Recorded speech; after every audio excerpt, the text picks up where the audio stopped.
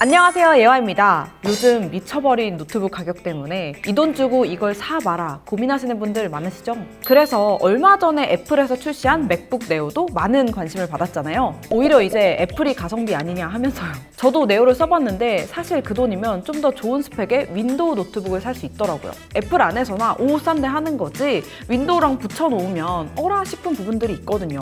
그래서 긴가민가 하시는 분들을 위해서 맥북 네오랑 윈도우 가성비 노트북 비교해서 각각 장단점 알려드릴게요. 오늘 영상도 끝까지 함께 해주세요.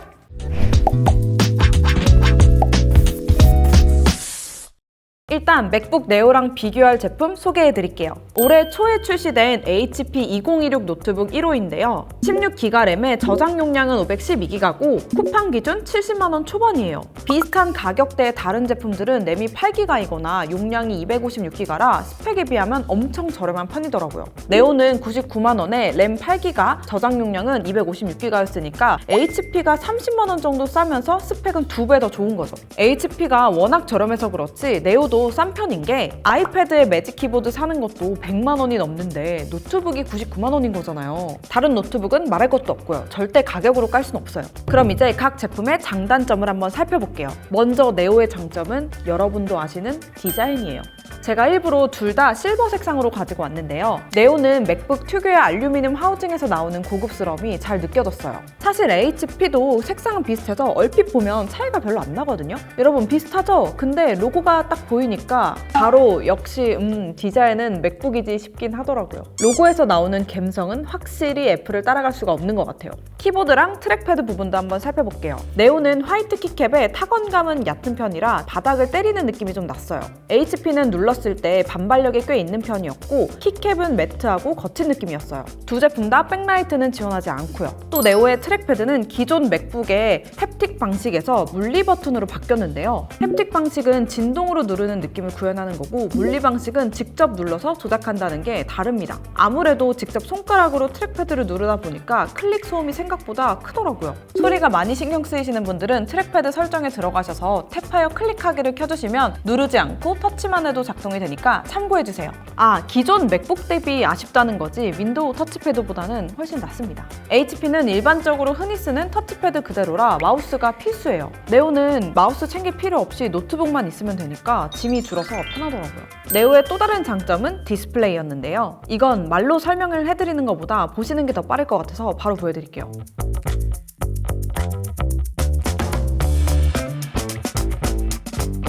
네오는 2408에 1506 해상도에 500니트라 화면이 훨씬 선명하면서 밝고 HP는 FHD에 300니트라 상대적으로 어둡고 화질도 떨어져요. 거기다 색영역 차이도 컸는데요. 같은 색상을 띄워도 HP가 네오에 비해서 많이 누리끼리 하죠. 네오는 기존 맥북에서 지원하던 P3 색 영역이 빠지고 sRGB 100%만 지원을 하는데요. 애플이 워낙 디스플레이의 진심이라서 P3 빠진 걸로 말이 많았었는데 사실 그냥 유튜브나 영화 보는 정도로는 크게 체감이 되지 않아서 색이 이상하다거나 하는 건 전혀 못 느꼈습니다. 반면 HP는 NTSC 45%를 지원하는데요. 대부분의 가성비 노트북에 적용된 패널이에요. 이게 sRGB로 환산을 하면 62% 수준인데 네오뿐만 아니라 요새 휴대폰들도 거의 다 sRGB 100%를 지원하거든요. 그래서 보고 있으면 색이 약간 탁하다? 답답하다는 느낌이 듭니다. 문서 작업용으로 많이 사용하실 분들은 상관이 없겠지만 영상을 많이 보신다? 이러면 좀 아쉬울 것 같아요. 네오의 세 번째 장점은 전성비였는데요. 네오는 아이폰 16 프로에 들어가는 A18 프로 칩이 들어가 있어요. 노트북에 모바일 칩셋을 사용하는 게 전성비가 좋아서잖아요. 제가 배터리 100%, 화면 밝기 최대, 절전 모드 해제, 사운드 30%로 3시간 정도 4K 영상을 재생을 해봤는데 네오는 배터리가 48% 남았었고 HP는 28% 남아있었어요. 네오는 배터리가 36.5W시, HP는 41W시인 걸 감안하면 전성비는 확실히 네오가 좋죠? 그리고 네오는 펜리스 구조라 소음이 아예 없었는데요. 아무리 성능 좋은 노트북이라도 이륙하는 소리가 들리면 밖에서 쓰기에는 쉽지 않잖아요. 주변 눈치 볼 일 없이 내 작업에만 집중할 수 있는 게 좋더라고요. 발열은 빨리 올라오는 편이긴 한데 뜨겁다고 느껴지지는 않았어요. 반면 HP는 팬이 수시로 돌아가서 조용한 데서 쓰기에는 좀 부담스럽더라고요. 도서관에서 쓰면 쪽지 받으실 수도 있어요. 발열은 네오보다 늦게 올라오는 편이었지만 시간이 지나면 꽤 뜨거워지긴 합니다. HP는 충전기를 항상 항상 가지고 다녀야 될 것 같고, 네오는 밖에서 무거운 프로그램을 돌리는 게 아니라면 하루 정도는 그냥 가지고 다녀도 될 것 같아요. 이제 HP의 장점을 살펴볼게요. 먼저 멀티태스킹인데요. 아까 네오에는 아이폰용 A18 프로 칩이 들어가 있다고 했는데 HP에는 라이젠 5 7535HS 칩이 들어있어요. 이게 2023년형이라서 이거 좀 오래된 프로세서 아니야 하실 수도 있는데 70만 원대의 노트북을 사려면 이 정도는 타협해야 된다고 생각합니다. 그래도 완전히 저전력 칩셋은 아니라서 어느 정도의 퍼포먼스는 발휘할 수 있는데요. 확실한 비교를 위해서 두 제품 벤치마크 테스트도 돌려봤습니다. 긱벤치 6에서 네오는 CPU 싱글 3268점, 멀티 8345점, GPU 19789점이 나왔고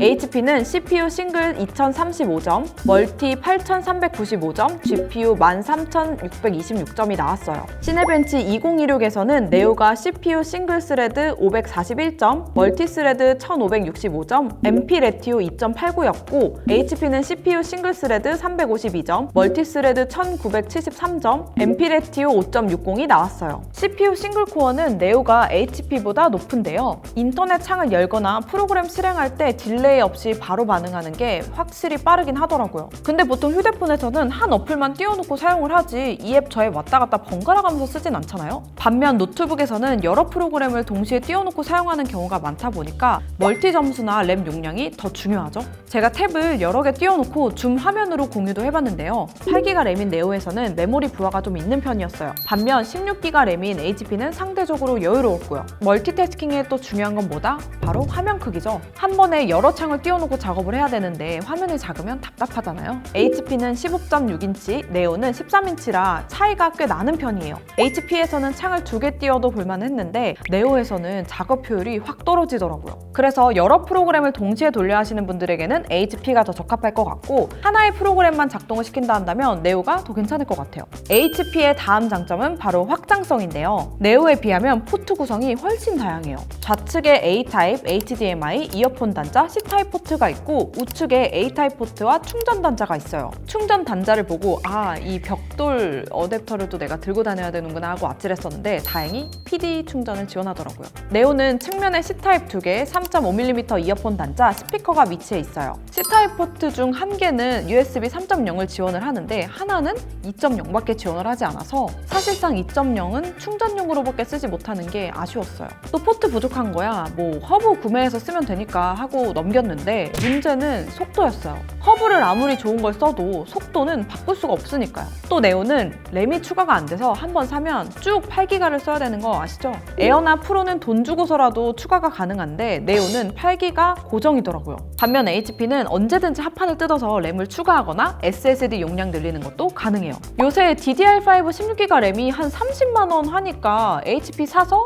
램 추가하면 네오랑 가격 비슷하겠네요. 포트 구성이나 부품 업그레이드 면에서는 확실히 HP가 더 효율적이었어요. HP의 세 번째 장점은 범용성이었는데요. 윈도우 기반이라서 OS에 새로 적용해야 되는 불편함은 없었습니다. 네오 같은 경우에는 맥 OS 자체가 진입 장벽이 있잖아요. 저는 처음에 탭 어떻게 끄는지도 찾아보고 썼어요. 사실 지금도 어려워요. 그만큼 윈도우를 쓰던 사람이 맥으로 들어가면 좀 적응하는 데 시간이 걸려요. 두세 달만 지나도 당근에 네오 메모리 쏟아진다는 말이 괜히 나온 게 아니에요.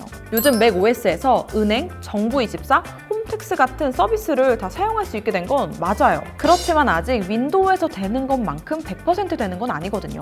일단 맥에서 작업한 파일을 윈도우 노트북으로 보내면 파일명이 깨집니다. 또 업무를 보려면 보안 프로그램이나 뷰어를 깔아야 되는 경우가 있잖아요. 그런데 그게 윈도우에서만 지원되는 EXE 파일이라 설치가 안 되는 경우도 종종 있더라고요. 엑셀 단축키도 다르거나 아예 없는 경우도 있어서 처음부터 다시 적응을 해야 되는 게 좀 비효율적이에요. 문서를 주고받고 협업할 일이 많으신 분들은 네오보다는 HP가 좀 더 안정적일 것 같아요. 물론 아이폰 쓰시는 분들은 99만 원에 애플 생태계를 사용할 수 있으니까 만족스럽긴 할 것 같아요. 에어드랍뿐만 아니라 아이클라우드 자체가 연동이 되니까요. 근데 얼마 전에 삼성 브라우저 PC 버전이 출시가 되면서 이제 이런 윈도우 노트북에서 갤럭시 생태계를 사용할 수 있게 됐어요. 인터넷 탭이나 캘린더 동기화뿐만 아니라 삼성 패스도 사용이 가능하더라고요. 애플 생태계 못지않게 갤럭시랑 윈도우 연동성도 좋아지고 있어서 활용도도 나쁘지 않을 것 같아요. 사실 우리가 가성비 노트북을 살 때 원하는 건 압도적인 성능은 아니잖아요. 적당한 가격에 내가 일상적으로 쓰는 프로그램들이 잘 돌아가면 되니까요. 평소에 영상 볼 일이 많고 웹서핑을 주로 하시는 분들은 네오를, 영상은 그냥 휴대폰이나 아이패드로 볼 거고 나는 사무용으로 쓸 거다 하시는 분들에게는 HP를 추천해 드립니다. 오늘 영상은 여기까지고요. 제품에 대해 더 궁금한 점이 있다면 댓글로 많이 남겨주세요. 그럼 우린 다음 영상에서 만나요. 안녕!